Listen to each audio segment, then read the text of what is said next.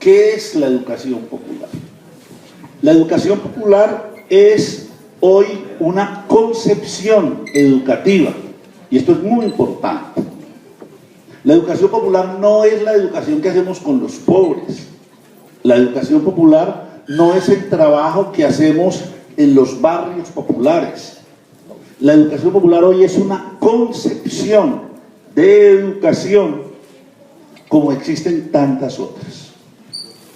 En ese sentido, la educación popular pertenece a lo que pudiéramos llamar parte del paradigma latinoamericano de educación. Ustedes saben, y más personas doctorándose, que hay tres grandes paradigmas en educación: el paradigma alemán, el paradigma francés y el paradigma sajón.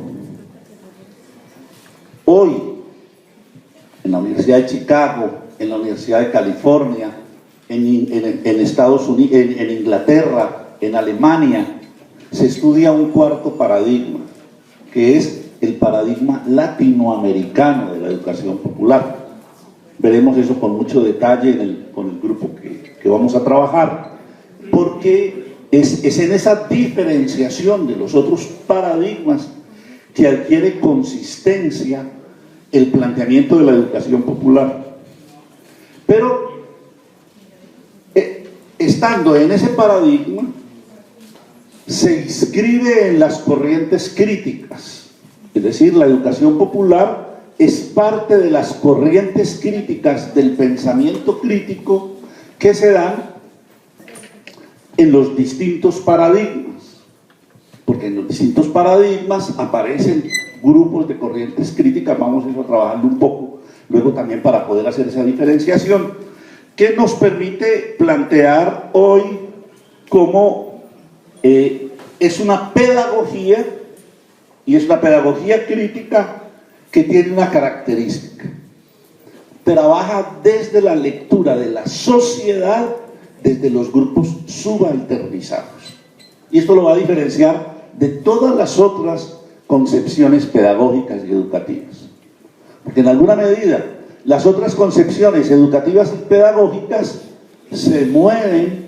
de otra manera, se mueven desde núcleos urbanos, se mueven desde núcleos industriales, se mueve a hacer su planteamiento educativo desde la permanente modernización del sistema, una modernización desde el capitalismo.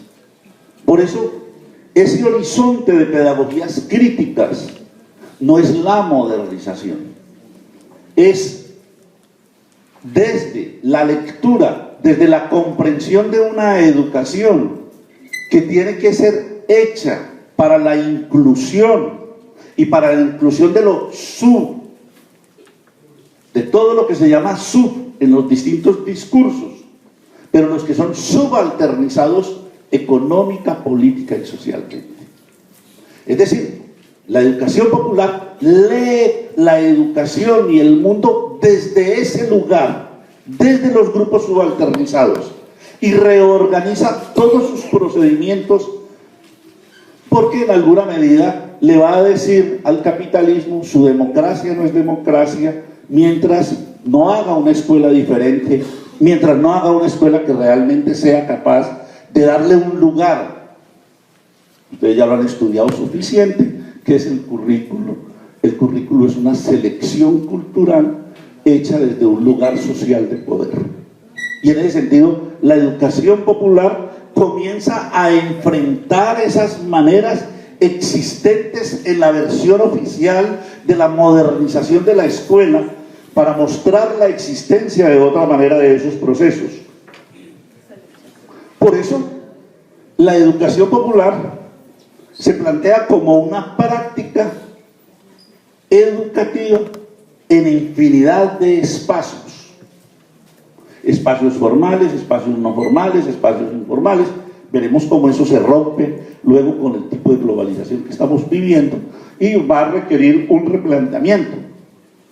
Por eso, la educación popular como una propuesta educativa tiene una propuesta metodológica, tiene una propuesta pedagógica, tiene un cuerpo conceptual que la define y tiene una historia.